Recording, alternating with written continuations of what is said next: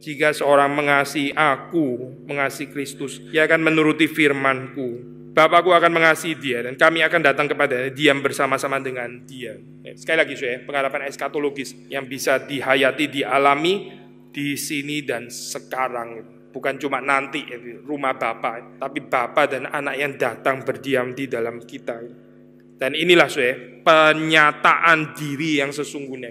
Penyataan diri itu itu pasti nggak mungkin kepada semua orang equally, nggak mungkin, karena ada yang mengasihi dan ada yang tidak mengasihi. Menarik di sini, kalau sudah membaca di dalam bahasa Yohanes ini dikaitkan dengan tanggung jawab manusia mengasihi Tuhan.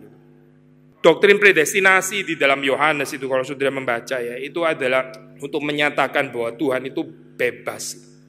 Keputusannya itu keputusan yang bebas. Itu tidak terletak pada human disposal, keputusannya manusia.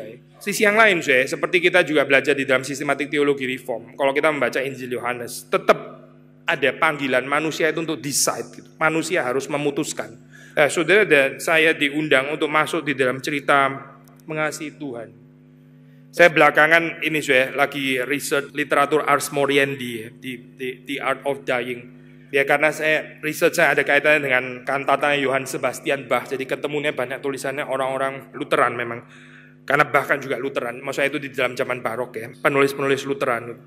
Kematian, persiapan orang kematian dan sebagainya. Sayang sekali di dalam zaman kita literatur kayak gini seperti kayak enggak terlalu ada lagi gitu ya. Padahal di dalam zaman dulu itu sehari-hari orang ketemu literatur itu tuh sangat bestseller. Karena kematian itu juga sehari-hari dalam hal ini ya. Lalu ada satu bagian, saya bukan mau cerita semuanya sih, tapi cuma satu bagian saja gitu yang menurut saya cukup menarik, yaitu waktu bicara tentang temptation atau Anfechtung yang dihadapi waktu orang-orang di dalam keadaan sekarat itu ya. Itu ada 5, ada 5 menghadapi Anfechtung tentang iman, menghadapi Anfechtung tentang atau pencobaan tentang desperation, tentang keputusasaan. Lalu ada lagi tentang kemuliaan atau puji-pujian yang sia-sia ya.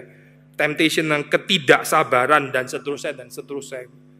Itu ada satu bagian yang mengatakan kalau kita bisa mengasihi Tuhan di atas segala sesuatu, kita akan lebih gampang bebas daripada cobaan-cobaan itu. Cobaan di dalam kehidupan manusia itu ya. Persoalannya itu kalau ditarik sampai kepada rootnya itu sebetulnya cuma satu, yaitu kita tidak mengasihi Tuhan di atas segala sesuatu. Waktu kita mencintai, misalnya kita mencintai kebutuhan kita ya, lebih daripada kita mencintai Tuhan. Mulai terjadi kegelisahan kan di sana. Kalau kita mencintai kesehatan kita lebih daripada Tuhan, ya kita juga bisa sangat khawatir hidupnya. Paulus nggak bilang, meskipun manusia lahir ya kami merosot ya, kami berusaha olahraga supaya merosotnya nggak terlalu cepat. Paulus nggak ngomong itu enggak. Meskipun manusia lahir ya kami merosot ya, tapi manusia batiniah kami diperbarui dari hari ke hari. Itu yang Paulus bilang.